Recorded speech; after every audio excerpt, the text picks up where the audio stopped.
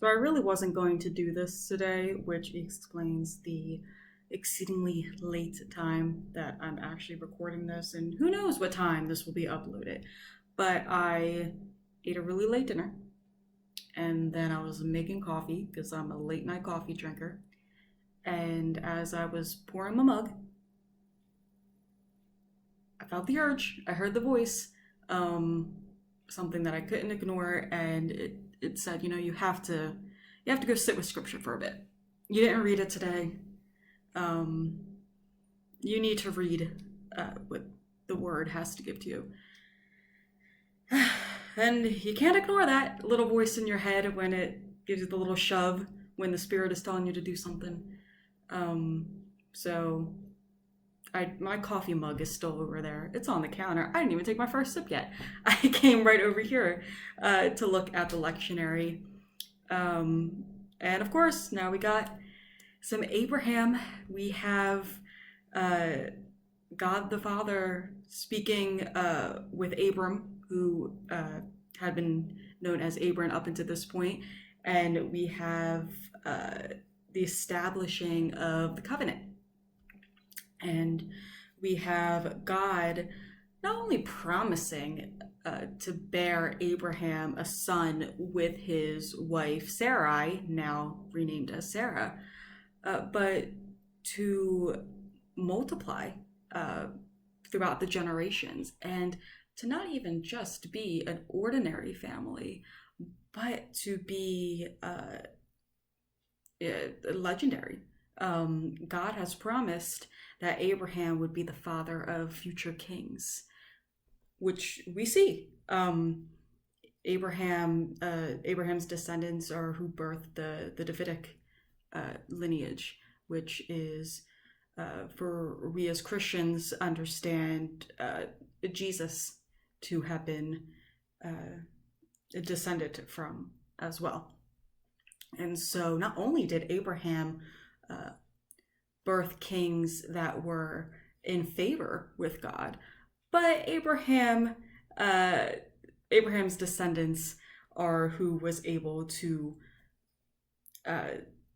continue the lineage, and from that we see the incarnation, right?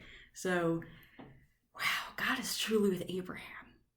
Isn't that just wonderful? And I'm not even like looking at the gospel yet at this point. I'm just filled with so much happiness of a God who keeps his covenant with the people in ways that we can't even at first understand, but God knows and God sees and God gives.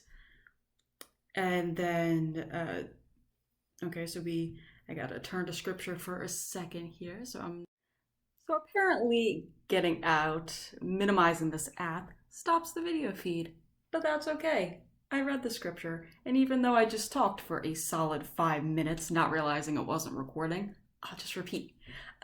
So we get to the responsorial psalm, and of course it's all about praising God who keeps his covenants, and I'm reading that and I'm like, yeah, I'm on the right track.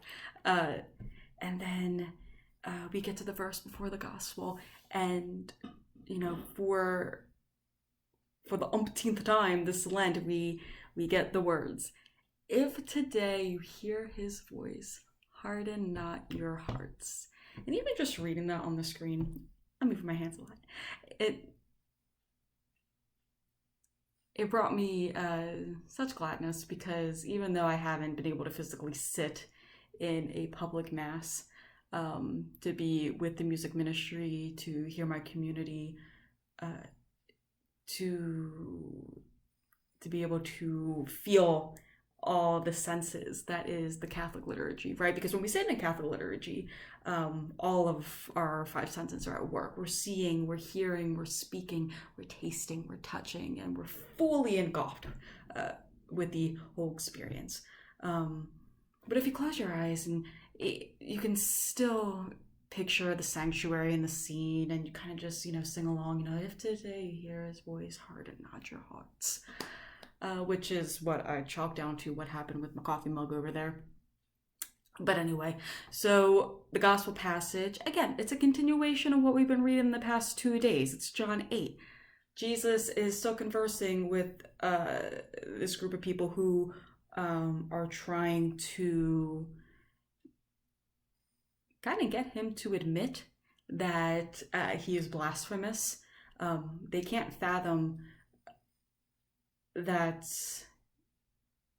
Jesus, who they believed to just to be a human being, the son of Mary, son of a carpenter, walking around saying all these things that sound very much like, how dare you? You got nerve. You're talking about Abraham. You're talking about the prophets as if you are somehow better than these people.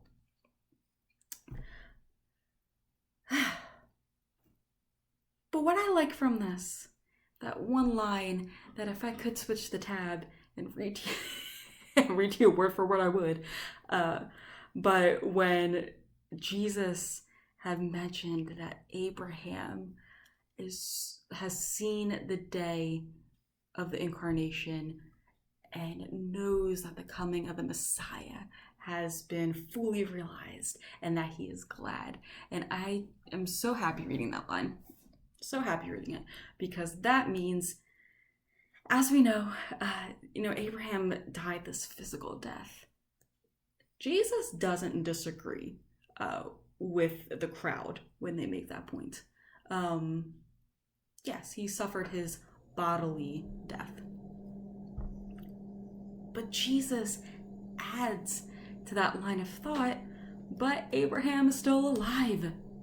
He is with the Father. He is not out of tune with what is happening, how salvation history is panning out. He is very much still cared for and cared about, and he is, as we all hope to be when we go through our physical death, is in this state of gladness and joy.